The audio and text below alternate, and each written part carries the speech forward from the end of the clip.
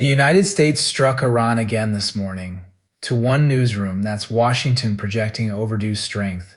To another, it's a flip-flopping president threatening war crimes. Same strikes, same day, completely different stories. This is Media Lens. Here are the facts almost everyone agrees on. Overnight and into Wednesday, U.S. forces carried out fresh rounds of strikes near the Strait of Hormuz, hitting missile sites on contested islands like Greater Tumb.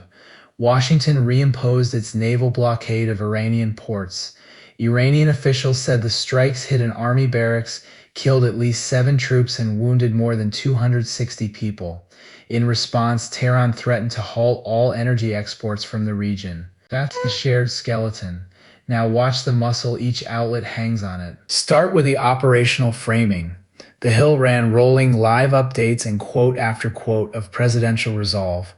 The president warning he'll, quote, hit them very hard and threatening wider strikes on bridges and power plants next week. The story is capability and momentum. Now the New York Times. Its headline leads with the word flip-flops and notes the war is, quote, deeply unpopular, with a bruising house fight over $95 billion to fund it. Same strikes framed as strategic drift. The Guardian goes further, warning that targeting civilian power plants and bridges would, quote, probably constitute war crimes.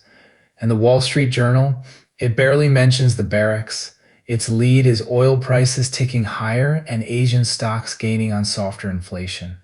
To the business desk, this is a supply chain story. Then there's the Wire Service Register. NPR, the BBC, and PBS NewsHour mostly kept it flat.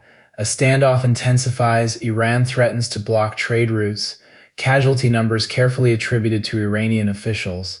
No adjectives picking a side. And that neutrality is itself a choice. It tells you what happened, but not what to feel about it. Watch even the small details. The Hill highlighted the president floating Texas and Alaska pipelines as, quote, alternatives to the Strait of Hormuz. The Times filed that same quote under a story built around him flip-flopping. One sentence from one man, packaged as bold vision or as improvisation. Notice what actually changed here. The event didn't move. The lens did. One outlet centers the soldier, another the voter, another the international lawyer, another the barrel of oil. None of them are lying. Each is choosing which true thing you see first, and that first thing colors everything after it. The skill isn't picking the one right outlet. It's reading several and noticing the frame. That's today's Media Lens. Subscribe and hit the bell. AI Command App. AICommandApp.com.